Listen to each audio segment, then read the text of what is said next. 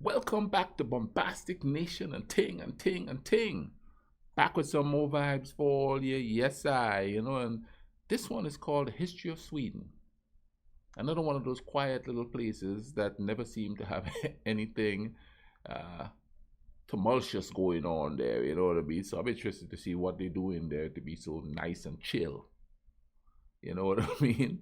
So let's go ahead and YouTube with Simmer and see what'll go on with Sweden here. Sweden, home to beautiful cityscape, frozen wastelands, flatpack furniture, and the world's most famous meme generator. This is the history of Sweden. When the ice covering Scandinavia retracted, the first migrators moved in. They lived off hunting, gathering, and fishing, and used simple stone tools. During the early Iron Age, the population of Sweden settled, and agriculture set the foundation for economy and society. Between the year 550 and 800, Sweden entered the Vandal period.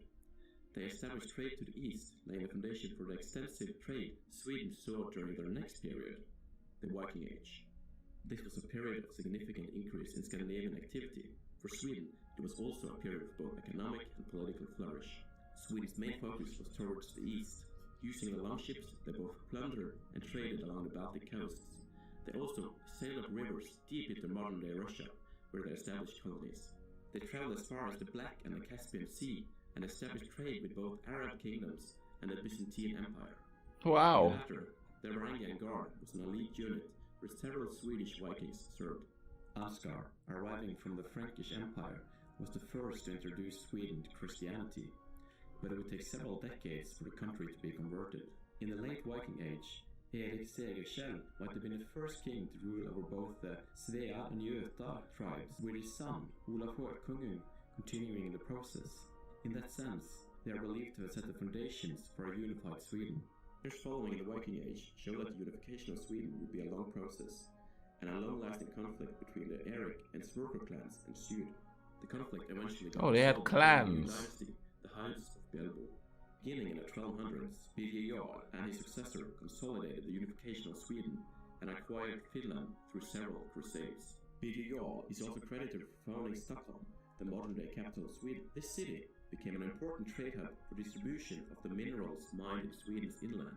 In the late 1200s, the nobility got their first privileges, and society got organized into a feudal model. But it was somewhat different compared to the rest of Europe, with the farmers being to a large extent free. In the early 1300s, Sweden and Norway were joined in a union under King Magnus Eriksson. At the beginning of his rule, Denmark was in a state of distress. He used this opportunity to buy Scania from the Danes. However, Denmark would only decades later take the area back, as well as the island of Gotland. The loss of these rich areas made Sweden weaker. The Black Death reached Sweden in 1350 and led to economic and population decline. But all things considered, Sweden quickly rose again. The late 1300s saw internal conflict as the nobility was dissatisfied with Magnus and wanted Albert of Mecklenburg on the throne. Albert eventually succeeded after 8 years of civil war. However, he gradually lost much of his support, and with the help of the Danish ruler Margaret, he was dethroned and Sweden joined the Kalmar Union. Margaret was a brilliant diplomat, but the rulers following her could not boast to be equal. Thus, following Margaret's death, the Union soon ran into problems, much due to a dissatisfied nobility. The first major conflict was the Engelbrekt Rebellion, which set a precedent for Sweden's claim to sovereignty. They had rebellions? Essentially, Sweden's parliament was also founded during this time. The discontent towards Danish rule climaxed when 80 Swedish nobles were executed by the order of the Danish king in an event known as the Stockholm Bloodbath. Gustav Vasa, whom had lost his father in a bloodbath, Stockholm Bloodbath against Denmark. He was successful, and in 1523 he became king of a now free Sweden. Vasa introduced the Protestant Reformation, confiscating all estates belonging to the church. He focused on strengthening the economy, the army, the fleet, and on regaining control of the trade which was dominated by the Hansa. For many, Vasa is considered the father of the modern Swedish state. Following Vasa's rule, Sweden's foreign meddling became more active, with a focus on gaining dominion over the Baltic Sea. The Swedes expanded into the Baltics through several successful wars, and the following years would see Sweden in an almost constant state of war, with Sweden becoming more and more powerful. In the early 1600s, Gustavus Adolphus became king, and he knew that if Sweden were to become a major power, he had to restructure and modernize the army. So he did just that. He also bettered the taxation system, drastically improving the state finances. Adolf Hus was also a brilliant military strategist and is by many considered the father of modern warfare. The 30 Years' War was a devastating religious conflict that started in the Holy Roman Empire, modern-day Germany, but soon spread to the other European powers. Adolf Hus perhaps saw this as an opportunity to further strengthen Sweden, so he joined the game playing on the Protestant side. He won a significant battle against the Emperor's army, but in a later battle, Adolf Hus was killed. This did not stop Sweden, which now had several brilliant generals under their wing, leading Sweden to victory in the 30 Years' War, as you can see here. First blood. Double kill. Dominating. Godlike. Killing spree. Unstoppable. Monster kill. This was Sweden! Sweden gaining land in the Baltics and northern Germany, as well as getting back Gotland from the Danes. Sweden was also victorious in the Second Northern War, acquiring much new land, including Skåne and Trondheim's land. This made Sweden stronger than their longtime Danish rival, and Sweden was now one of the great powers of Europe. Sweden even founded a short-lived colony in what is now Delaware in North America. However, the years following Adolf Hus would soon prove to be a challenge for Sweden. Through several more or less successful wars, Sweden consolidated their power in the Baltics. But starting in the year 1700, Sweden found itself in war against most of their neighbors, in a conflict known as the Great Northern War. This war saw Sweden pitted against a large coalition with Russia as the main threat. Sweden experienced initial success, with King Carl XII leading Sweden into some of history's most impressive victories. Hello there. I am Charles XII, by the grace of King Sweden, the Gothenwends, Grand Prince of Finland, Duke of Scania, Estonia, Livonian, Karelia, Lord of England, Duke of Bremenburg, and Pomerania, Prince of Rügen, and Lord of Wisla, and also called Palatine by the Rhine, Duke of Bavaria, Count of Sweiberg-Kleve, as well as Duke of Jülich, Kleve, and Berg, Lord of Wellens, Spanheim, Ramsberg, and Lord of Ramstein. But you can call me Karl. But when he attempted to march out of Moscow, his army was severely weakened, and the war shifted in favor of Russia. When Karl returned to Sweden after his losses in Russia, he raised a new army to conquer Norway. This campaign failed when Karl was shot and killed during the siege of Fredriksten fortress. The Northern War ended with Sweden defeated, and they lost much of the Baltic lands. In the years following Karl's death, the Swedish parliament was strong enough to introduce a new constitution that abolished royal absolutism. The following years would see more wars with more loss of land, as well as economic decline. On the bright side, it was also a period of scientific advancement, with Swedes such as Carl von Linné and Anders Celsius reaching fame across Europe. The following years saw little military success, but when Sweden found itself forced to join the Napoleonic Wars, they joined England's side as they were important for Sweden's iron trade. During the wars, a French marshal, Karl Johan, was selected as future king of Sweden. He soon realized that it would be impossible to conquer back Finland from Russia. Instead, he saw an opportunity to acquire Norway. He signed a treaty with Great Britain, promising to join in the coalition against Napoleon in trade of Norway. The Swedish army marched to victory in Denmark, and Sweden acquired Norway in 1814 in the Treaty of Kiel. The time after the Napoleonic Wars saw a shift in politics, with several liberal reforms being implemented. Throughout the 1800s, Sweden moved towards industrialism and parliamentarism. Direct democracy was introduced, but the amount of voters was very limited.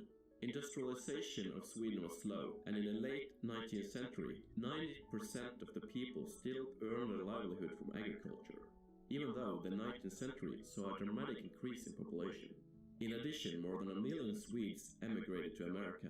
Sweden's perhaps most famous person also lived during this period, Alfred Nobel, inventor of dynamite and much more, with his will laying the foundation for the Nobel Prizes in science and peace.